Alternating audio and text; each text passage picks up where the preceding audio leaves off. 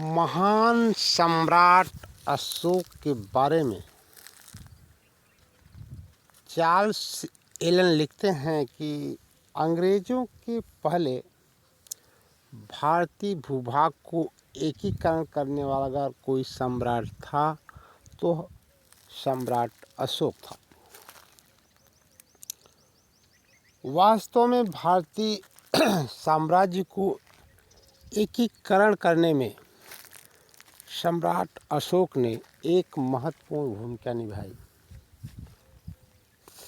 सम्राट अशोक के शासनकाल में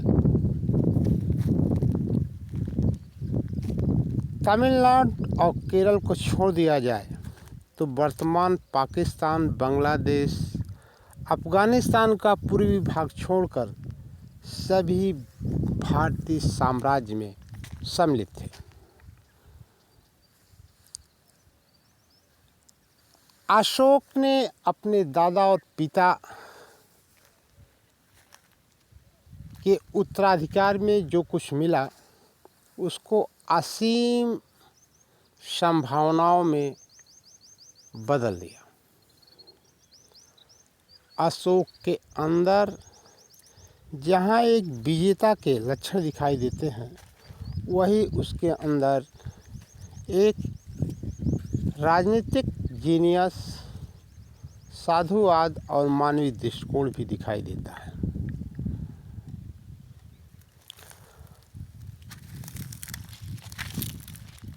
अशोक अपने भाइयों में दूसरे क्रम पे थे।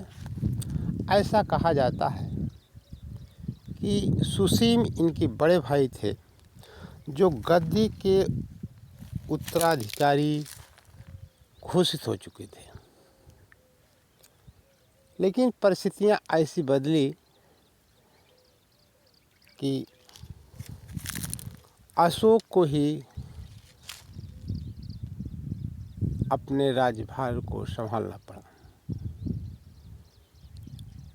अशोक के बारे में कहा जाता है कि वह अपने 99 भाइयों की हत्या करके राजगद्दी को संभाला था, लेकिन दिव्यावदान से पता चलता है कि उसके सगे भाइयों में केवल 6 थे, जिसमें सुसीम बड़ा था।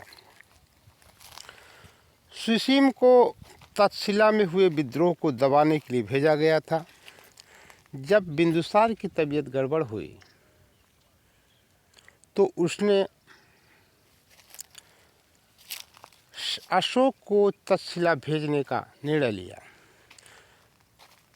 और सुसीम को वापस बुलाया, लेकिन अशोक के चाहने वाले कुछ मंत्रियों ने इस आदेश को रोके रखा और अंततः अशोक ने बीमार होने का बहाना किया।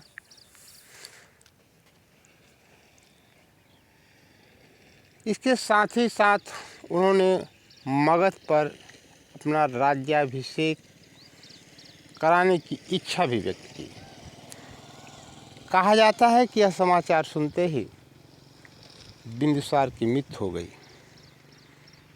तक्षशिला के विद्रोह के शांत होने के बाद जब सुसीम लौटा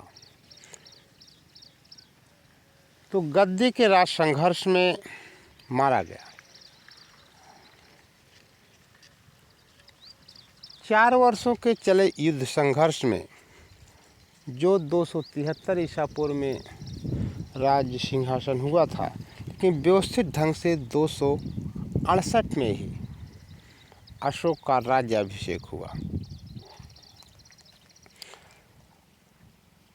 261 का कलिंग युद्ध सबसे विभत्स युद्ध के अंतर्गत माना गया था, जिसमें